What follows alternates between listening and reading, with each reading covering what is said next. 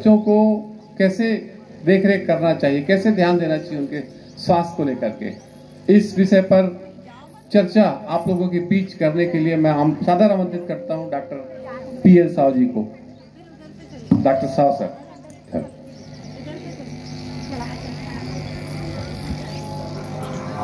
आइए एक बार जयकारा करें, भारत माता की। आज बहुत ही सुंदर दिन है और पावन पवित्र महीना भी चल रहा है, ठीक है ना। और शासन के द्वारा इतना अच्छा कार्य जो हम शिक्षक और पेरेंट्स अक्सर करके हम देखते थे, शिक्षक और बच्चे को बीच में ज़्यादा पीटीएम होता था, लेकिन आज आप जैसे पूरे यहाँ पर पेरेंट्स भी आए हैं।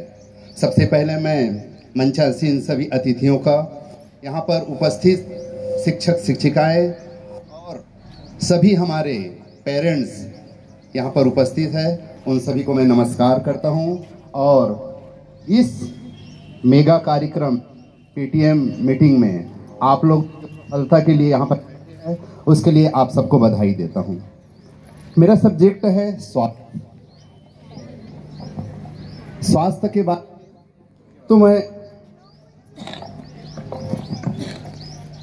मैं डॉक्टर हूं, तो एक चीज बताना चाहूंगा आपको। एक बार क्या हुआ, मेरे क्लिनिक में एक पेरेंट्स जो है अपने छोटे से बच्चे को लेकर आए, 3 साल के बच्चे को। बोले कि डॉक्टर साहब इसको बहुत खांसी है। मैं बहुत सारा डॉक्टरों को दिखाया लेकिन ये ठीक नहीं हो रहा है। मैं सोचा कि आपको दिखा दूं। मतलब ठीक है, आप आइए। मैं उसका पूरा इन्वेस्टिगेशन कराया, मतलब खून जांच कराया, सोनोग्राफी कराया, एक्सरे कराया। तो उस जांच में मेरे को पाया गया उसमें टीबी। क्या पाया गया? टीबी। खांसने से जो होता है, तो मैं टीबी पाया, उसको बताया नहीं कि टीबी है करके। मैं बोला कि देखो आपके घर में कौन कौन रहते हैं? बोले डॉक्टर साहब हम लोग पूरा परिवार है, संयुक्त परिवार है, मम्मी पापा दादा दादी सब पूरा संयुक्त परिवार रहते हैं और बहुत अच्छे हैं। वो बहुत अच्छे घर के पेरेंट्स थे, मस्त कार में आए थे, मतलब बहुत अच्छे हैं।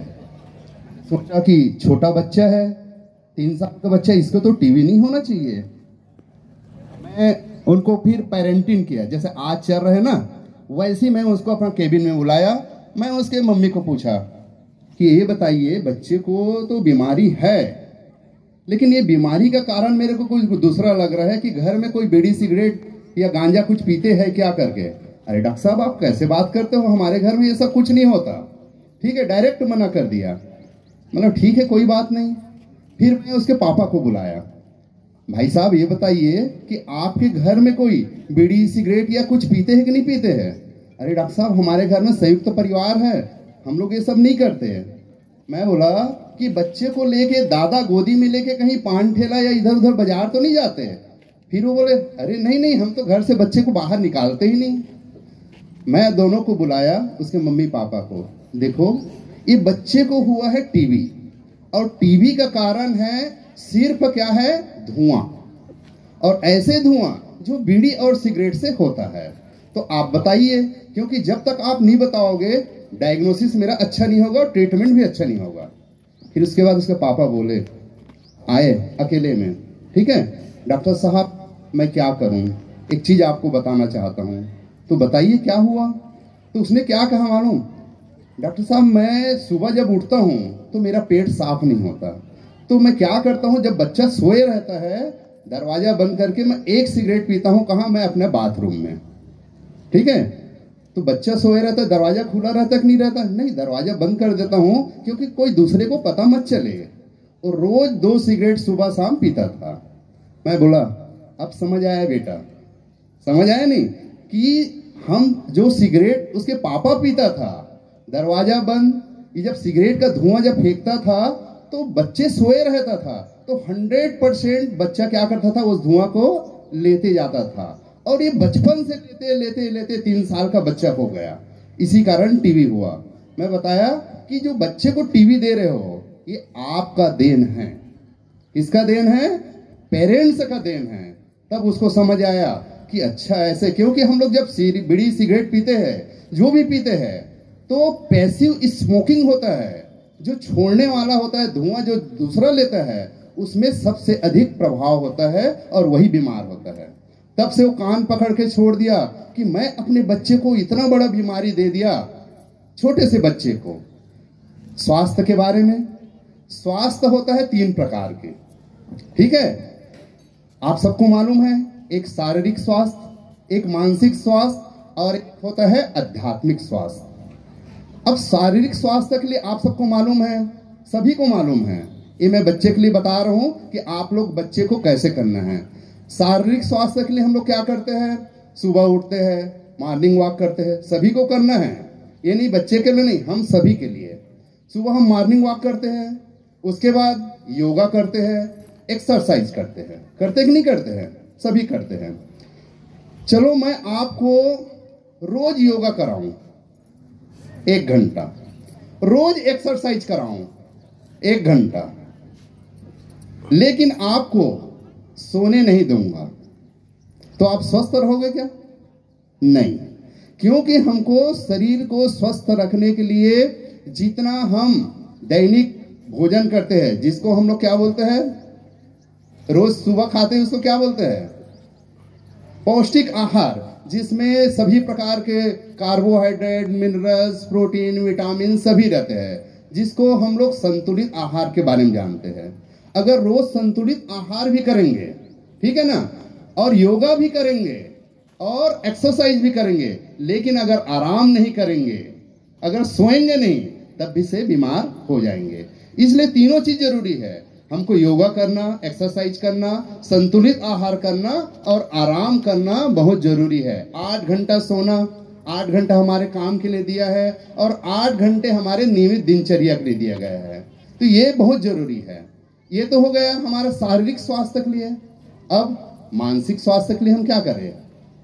मन को स्वस्थ रखने के लिए आप जैसे बताए अभी मैडम कोना करके बताया, ठीक है ना, तो आपके घर में शांत वातावरण जहां पर होगा, आप वहां पर बैठकर आपको जो भी या तो गीत गाना है या प्रज्ञा गीत गाना है, भजन करना है, या तो आप कोई भी भगवान का मंत्र ओम नमः शिवाय बोलना है, या आपको गायत्री मंत्र बोलना है, नियमित रूप से ध्यान करना है।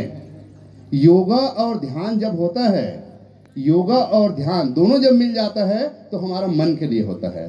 तो आपको नियमित ध्यान करना है, और ध्यान के लिए क्या होता है, ध्यान, अगर ध्यान शब्द आ गया, अब ध्यान शब्द एक चीज आया, आप लोग देखे होंगे एक क्लास में 50 बच्चे होते हैं, होता है कि नहीं होता है?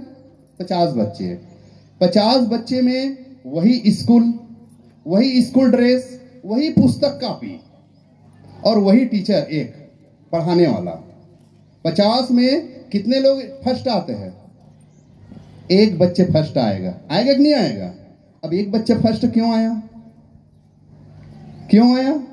क्योंकि वो पूरा ध्यान से पढ़ाई किया। अब आए कि नहीं आए? मन लगा के, ध्यान लगा के वो पढ़ाई किया। देखो 50 बच्चे हैं लेकिन एक ही फर्स्ट आएगा। अब ध्यान शब्द आ गया, लेकिन ध्यान शब्द को हम इसको कॉमन भाषा में साधना बोल सकते हैं।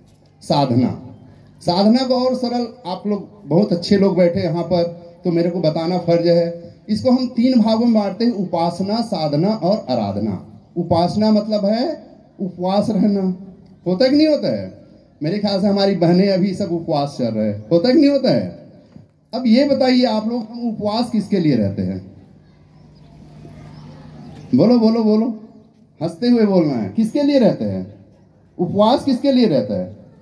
कई लोग सोचते हैं हम अपने लिए रहते हैं, लेकिन हम उपवास अपने लिए नहीं रहते हैं, हम उपवास भगवान के लिए रहते हैं। अब क्यों? कृष्ण जन्माष्टमी का उपवास भगवान कृष्ण के लिए, रामनवमी का उपवास भगवान राम जी के लिए, और अभी शंकर भगवान जी के लिए सावन सोमवारी का उपवास। तो नवरात्रि का उपवास हम किसके लिए रहते हैं? माँ दुर्गा के लिए। तो हम उपवास रहते हैं भगवान के लिए। लेकिन भगवान के लिए क्यों रहते हैं? ये भगवान है क्या? भगवान है सद्गुणों का भंडार। एक लाइन में आप याद रखना, क्या है? सद्गुणों का भंडार। भगवान, उसके पास हजारों गुण हैं, इसलिए हम भगवान के पास बैठते हैं। और भगवान को क्या बोलते हैं? हे भगवान आप मेरे को एक गुण दे दो। एक्चुअली हम लोग मांगने जाते हैं भगवान से, कभी देने तो नहीं जाते। कभी देने जाते हैं क्या? कुछ नहीं, जब बच जाते हे भगवान मेरे को पास कर दो, हे भगवान मेरे को नौकरी लगा दो, हे भगवान मेरे को बिल्डिंग बनवा दो, यही बोलते कि नहीं बोलते हैं? हे भगवान मेरे को स्वस्थ रखो। लेकिन स्वस्थ रखो हम बोलते हैं भगवान को, लेकिन हम कुछ देते हैं क्या? भगवान को हमको एक आध बुराई देना है। हे भगवान आप मेरा नशा ले लो, आप मेरा झूठ बोलना ले लो, ठीक है ना। हमारे बीच में अंदर में छोटे छोटे बुराई है, जैसे झूठ बोलना, गाली देना, चुगली करना, नशा करना, है कि नहीं है? तो भगवान को एक आध बुराई तो दो। समझ आए कि नहीं आए? तो यही है, भगवान के पास में बैठ के भगवान सद्गुणों का भंडार है, तो उसमें से एक गुण तो ले लो। और एक गुण अगर ले लिए, जैसे हे भगवान आप मेरा बुराई ले लो, तो मेरा सद्गुण तो बढ़ गया कि नहीं बढ़ गया? मेरा बुराई छूट गया। इसलिए हम भगवान के पास बैठते हैं। यह है उपासना। दूसरा साधना का मतलब होता है अच्छी पुस्तकों का पाठन करना। अच्छी पुस्तक आप अपने घर में अच्छी अच्छी पुस्तक रखिए, महापुरुष का जीवनी रखिए। ये बच्चे के लिए भी है। आप लोग जैसे स्वामी विवेकानंद जी ने कहा है, जो जैसे सोचता है वैसी करता है और वैसी बनता है। अगर मैं रोज घर में, मैं अपने बारे में बता रहा हूं, मैं रोज सुबह उठता हूं, अपना बिस्तर मैं खुद ठीक करता हूं। चादर मैं आपको पहले बता देता हूं, मैं चादर फोल्ड करता हूं, रखता हूं। जब मैं खाना खाता हूं तो अपना थाली जहां धुलता है वहां तक ले जाता हूं। आप लोग ध्यान से सुनना, जहां थाली धुलता है वहां तक ले जाता हूं। मेरे घर में सभी है, बाई भी है साफ करने के लिए, घर में सब है, लेकिन मैं करता हूं। जब मेरा बेटा बड़ा हुआ, रोज देखते गए, मैं एक भी दिन नहीं बोला कि बेटा आप ये काम करो। जब बड़े होते गए वो मेरे को देखते गया, अपने मम्मी को और मेरे को, हमारे पूरा परिवार को। तो धीरे धीरे वो भी चालू कर दिया। जब क्लास 6-7 गया ना, तो बिना बोले थाली को वहां ले जाना चालू कर दिया। अब समझ आए कि नहीं आए? वो भी आज वो कॉलेज में है, वो भी डॉक्टर बन रहा है। जब वो कॉलेज में है तो वहां हॉस्टल में गए तो छोटे छोटे काम करने में उसको शर्म नहीं आया। अब समझ आए कि नहीं आए? अपना बिस्तर खुद फोल्ड करता है, अपना थाली खुद धोता है, अपना गिलास खुद धोता है। स्वामी विवेकानंद जी ने तो यही कहा है। क्या कहा है? अभी मैं बताया था, जैसे जो सोचता है वो वैसी करता है और वैसी बन जाता है। अब समझ आए नहीं? तो अगर बच्चे को अच्छा बनाना है तो उसका सोचने का प्रक्रिया को आप अपने घर से चालू कीजिए। ये आपका सुधार अपने आप में होना चाहिए। आपको देखकर बच्चा अच्छा इंसान बनेगा। यही है साधना। अच्छी पुस्तकों का पठन पाठन करना, जिसको आप महापुरुष बोलते हो, चाहे कोई भी हो, उसके पुस्तकों का पठन पाठन करें। और तीसरा होता है आराधना। आराधना मतलब होता है, आज मैं डॉक्टर हूं, मेरा काम है, ऐसे में कॉलेज में लेक्चरर भी हूं, रायपुर होम्योपैथिक मेडिकल कॉलेज में। मेरा काम है बच्चे को पढ़ाना और पेशेंट को देखना। लेकिन मैं यहाँ पर क्यों आया हूँ? आज मैं अपना समय और कुछ मेरे अंदर प्रतिभा है उसको मैं समाज में दे रहा हूँ, आप लोगों के बीच में बता रहा हूँ, वो भी निस्वार्थ रूप से। ठीक है ना? अपना प्रतिभा को समाज में देना, आप लोगों के बीच में देना, लोगों को बताना, वो भी उसमें कोई स्वार्थ नहीं होना चाहिए। उसको बोलते हैं आराधना। आराधना। अब आप लोग आराधना क्या करोगे? सबके अंदर में अलग अलग योग्यता है। अभी मस्त सावन का महीना है, आप लोग यहाँ पर एक संकल्प लेके जाना है कि मेरे को एक एक पौधा लगाना है। ये समाज को हम बांटेंगे नहीं बांटेंगे, सिर्फ एक पौधा लगाइए, और वो भी बच्चे के साथ मिलकर बोलना कि बेटा मैं इसमें 2 दिन पानी डालूंगा, 2 दिन पापा पानी डालेंगे और 2 दिन आप डालना। समझ आए कि नहीं आए? और उसका सुरक्षा पूरा परिवार मिलकर करेंगे। वो पौधा कैसे बड़ा नहीं होगा? आज हम लोग इतना गर्मी में, आज वातावरण इतना गर्मी है, और इसका सिर्फ यही कारण है कि पेड़ कट रहे और लग नहीं रहे। आप अपने जीवन में कम से कम एक पेड़ तो लगाइए। और ये भारत माता के जो ऋणी हैं, हम जन्म लेते हैं, माँ का ऋण को तो हम चुका नहीं सकते, लेकिन धरती माता का ऋण को हम खुद चुकाने के लिए हमको पौधा रोपण करना चाहिए। अपने जीवन काल में कम से कम 3 पौधा अगर कोई व्यक्ति लगा दिया, ये भारत माता की जो ऋण है उसे उऋणी हो सकता है, पहला। और दूसरा, आप अपने आसपास का वातावरण का सफाई करना बहुत जरूरी है। और तीसरा, जहां कहीं भी अगर नशा हो रहा है, अपने बच्चे को देखना जरूरी है। जहां कहीं भी नशा हो रहा है, चाहे वो पान ठेला हो, छोटे छोटे नशा, ठीक है ना, ये नशा से बचाने के लिए आप अपने बच्चे को बहुत केयर करना है। अब हम लोग अक्सर करके स्कूल कॉलेज में मोटिवेशन के जाते हैं। हम लोग सबसे पहले कहाँ जाते हैं? स्कूल के बाथरूम में जाते हैं।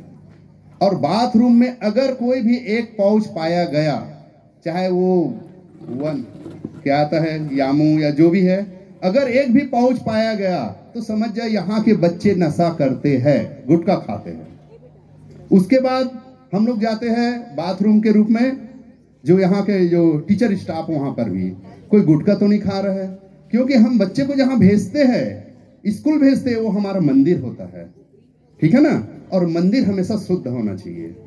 तो वैसे आपको ये है कि बच्चे की जेब को आप लोग हमेशा चेक कीजिए, हर 2-3 दिन अचानक चेक कीजिए, कोई पाउच तो नहीं है, कोई बीड़ी सिगरेट तो नहीं है, उसका बैग को देखिए। अक्सर करके क्या करते हैं पेरेंट्स, क्लास 1 में एडमिशन दिलवा देते हैं और वो बच्चा पढ़ते रहता है, बच्चे कभी पीटीएम में भी नहीं आते। आज तो इतने लोग आए, बहुत अच्छा, अपने लिए ताली बजाइए, एक बार जोरदार ताली बजाइए, बहुत अच्छा लग रहा है कि ऐसे आप लोग टीचर से मिलते रहिए कि मेरे बच्चे का प्रोग्रेस कैसे है, कहां पर गलती हो रहा है। और आप एक प्रकार के, आपका पेरेंट्स होता है, टीचर होता है, उससे जब तक आप वार्तालाप नहीं करेंगे तो बच्चे का प्रोग्रेसिव आगे नहीं होगा। अक्सर करके देखना, बच्चे को आगे बढ़ने के लिए क्लास 9th में आ गया, क्लास 10th में आ गया है, अब उसको ये नहीं मालूम कि आगे उसको क्या करना है। हाँ पढ़ रहा है, हाँ पढ़ रहा है, कॉलेज करेगा, कॉलेज करेगा, एक्चुअली बनना क्या है उसको? डॉक्टर बनना है, इंजीनियर बनना है, वकील बनना है, टीचर बनना है, क्या बनना है, ठीक है ना। लेकिन कुछ भी बने, वो बच्चा एक अच्छा इंसान बनना चाहिए। सही बात है कि नहीं है? एक अच्छा इंसान बनना चाहिए। और वक्त तो बहुत है, मेरे पास बातें भी बहुत है, तो आप लोगों ने ध्यान से सुने। आप अपने बच्चे का बहुत बहुत केयर रखना, और आप लोग भी अपने केयर रखना। सुबह से शाम तक दिनचर्या है, उसको सुव्यवस्थित रखना। और आज के कार्यक्रम के लिए बहुत बहुत शुभकामनाएं और बधाई। और इसी के साथ अपने वाणी को विराम देता हूं। जय हिंद, जय भारत, थैंक यू।